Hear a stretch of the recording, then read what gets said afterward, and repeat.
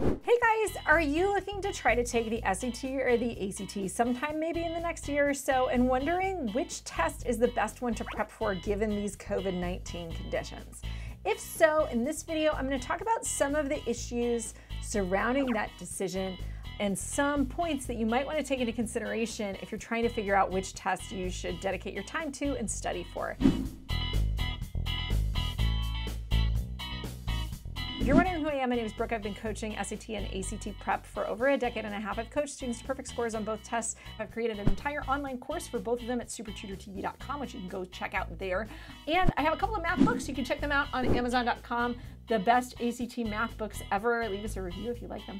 We also have social media, Facebook, Instagram, Twitter. You can also subscribe to our mailing list, SupertutorTV.com/subscribe. And finally, subscribe to our YouTube channel, super easy, super fast. Click subscribe below this video. Awesome, thanks. Okay, so let's talk about whether you should take the SAT or the ACT in the age of COVID-19. Now, I already have another video on SAT versus ACT in which I get into the decision making from a test standpoint. So if you are curious about which test you might just be naturally better at or which test might be a better fit for you overall from an academic standpoint, I recommend that you check out that other video. In this video, what I'm going to focus on are the specific elements of COVID-19 that might weigh on the scale of your decision as well, depending on who you are, where you live, and how COVID-19 might affect you. So the first thing that I'm going to say is think about where you live. Depending on where you live is really going to impact this question pretty significantly. If you are taking these tests and you live in a state where, let's say politically, it's very clear that your state is not shutting down for anything and most everything is open, including schools and public places, et cetera, chances are you're going to be able to take these tests at least for the next several months. But if the president changes the guard in January of 2021, we might see different laws come down from a national level. We don't really know. We also don't know what direction this pandemic's going to take. Is it going to get worse? Is it going to get better? But we can project based on information that we have on historical occurrences, on planned test dates, and on policies that ACT and SAT have announced. But if you live, in a place where politically you have a lot of things that are open, this question is not something you have to worry about as much. It's those people where the tests are getting canceled like crazy that probably have a little bit more to worry about. In any case, I'm going to bring up some points that are going to apply to everybody. So let's first talk about safety. Is one test over the other test implementing higher levels of safety standards? Is one question you might ask if you're trying to figure out which one you want to take. And for a while, SAT was winning because SAT had announced that they were going to require 6 feet between everybody at the testing center, as well as mask wearing among all students and teachers at the site, whereas ACT had just recommended masks and social distancing protocols. Well, this last week, ACT has upped their game and said, wait, we're going to start requiring masks as of September because they came under fire for their lax policies. And I assume that ACT will be adopting other safety protocols, though SAT has been a little bit more explicit in the safety protocols that they are laying out in terms of how far apart everybody has to be, and just in terms of social distancing and capacity, et cetera. So on that note, it seems like the College Board is taking a little bit more interest in specifying what those safety parameters are, but I would guess that ACT is probably going to catch up soon. So maybe SAT wins by a hair. And in any case, obviously, they have to follow local laws. So if your local ordinances say you have to wear masks in public, you're obviously going to have to wear masks. There you have it. Number 2. Another thing that some of you guys have been thinking about is, are you going to be able to take these tests from home if they keep getting canceled over and over and over again?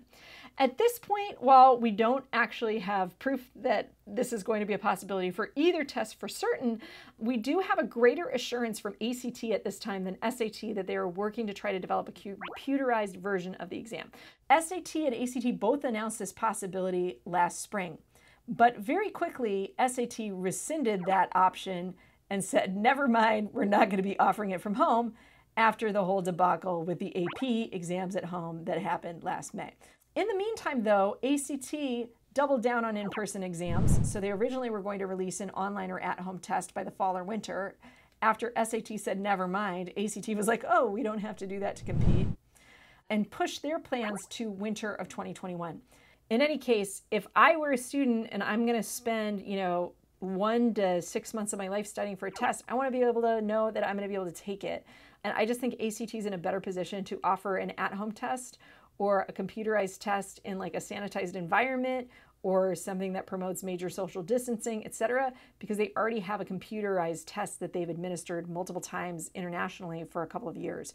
So they already have the technology. They've already developed out this online test. And the only technology piece that they have to add to that is security. And if they can figure out a way to make the exam secure, even if you're taking it at home, that's going to be the game changer, and that's going to enable them to offer this in particular circumstances when students were unable to take the test in other predicaments, right? SAT has never done an online test of the SAT. They've never done that before. And so I just don't think that they're technologically ready or as ready as ACT is. So I would give a leg up to ACT in terms of the ability to take online in the future, or if you live in a highly impacted area that has been getting a lot of test cancellations, I might recommend ACT for that reason. Number 3, the next thing that you might want to take into consideration when you're deciding between the SAT and the ACT is how many test dates are available for me to sign up for. Now, if you're a senior and you're not a junior, you don't have time to wait around for the computerized test. You need to take this test now, and you probably want to sign up as often as possible to try to make that happen. And if that's the case, ACT has a few more test dates on the calendar right now for the fall before early decision and early action applications are due than SAT does. So if you're looking to take this thing and you want to take it a couple of times, that also kind of gives a leg up to ACT if you're not yet decided which one you want to take. And that's my advice for domestic test dates. From a long-term standpoint and from an international standpoint, SAT may actually have the trump card.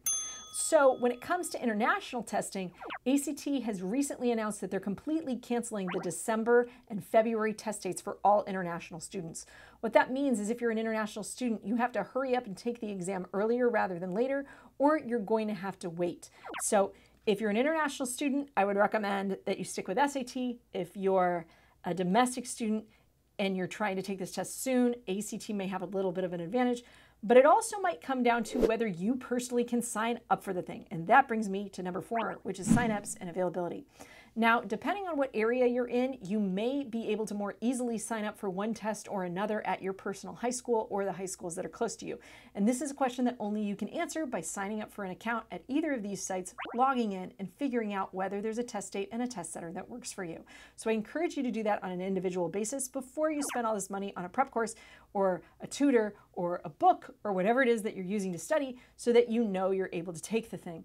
In terms of sign up and availability, though, I think this one's kind of a toss-up. Not only have many of you struggled to sign up for the exam, but many of you have struggled because you sign up for the thing and then it disappears. For example, over 400,000 students signed up for the August SAT, and almost half, if not more than half, of those students were not able to take the exam because their tests were canceled. ACT came under fire in July because approximately 21 test centers completely canceled the exam and didn't tell anyone until there was a sign on the door when they showed up in the morning, which really was annoying for people who signed up for tests that were across state lines. They may have driven 6 hours to go take the test, and then they showed up only to find that the test was not available. How frustrating is that? But in any case, we're seeing a lot of cancellations with both tests, and so I don't think there's a guarantee that one company over another is going to guarantee you, 1, the ability to sign up and to sign up at a test center that you actually want to go to, and 2, the ability to actually take the exam. Like I said, the one leg up that we have right now is that ACT has so many test dates that if you're like a student near a state border, maybe you could sign up for one ACT that's close to you on the date you actually want to take it, and then the next weekend you could sign up in the state that's next to you in case your state cancels the test and the other one's available or whatever it is. I mean, but the fact that you even have to play this game is like really annoying. In any case, sign-up availability, it's a draw. Number 5 is what should you do if you are a high scorer? In the past, I used to recommend that high scorers generally take the SAT over the ACT if all things are otherwise equal. That's because if you study for the SAT, you're inherently studying for the PSAT, which is an extremely similar test. They're basically the same test, but slightly different lengths. And the PSAT is a couple questions easier, or the curve is a little bit easier if you want to call it a curve, however you want to put it. At this point, if you live in a state where your school is closed and you're not going to in-person school, chances are you're not going to be taking the PSAT. And if you're not taking the PSAT and you're a junior, you can't qualify for national merit scholarships And if you can't qualify for national merit scholarships, well, the PSAT becomes kind of moot for these top scorers, and that's no longer a consideration, right? With the PSAT as a moot point for many students, I think that also opens the door to the ACT a little bit more, even for those of you that are super high achievers and want to score wonderfully on the exam. In any case, I hope you guys found this video helpful. If you want me to sum up my sort of thoughts, if you want to know where I would go if I were you, I would probably prep for the ACT over the SAT at this point because of that idea of them being poised to potentially offer an at-home test. Again, we have no guarantees. I don't know if they're going to do it or they're not going to do it. But if I were going to study for something right now, I feel like there's a little bit more of a guarantee there. I might not even be able to take the PSAT, and that's going to be a more secure route. Now, obviously, you know, if you live in Georgia, take whatever the heck you want. You're going to be able to take both tests at this point, probably. If your school is open, it's probably a moot point. And if you're an international student, again, I would reiterate that I recommend taking the SAT unless you've already signed up for an ACT or you've got a date on the books secured, because they're canceling the December and February tests, so you're going to have fewer options there. I hope you guys found this helpful. If so, please give it a thumbs up. Subscribe to our channel if you haven't already. And I wish you guys the best of luck on whatever test you choose to take. Thanks for watching, guys. Stay safe, and I'll see you next time. Bye-bye.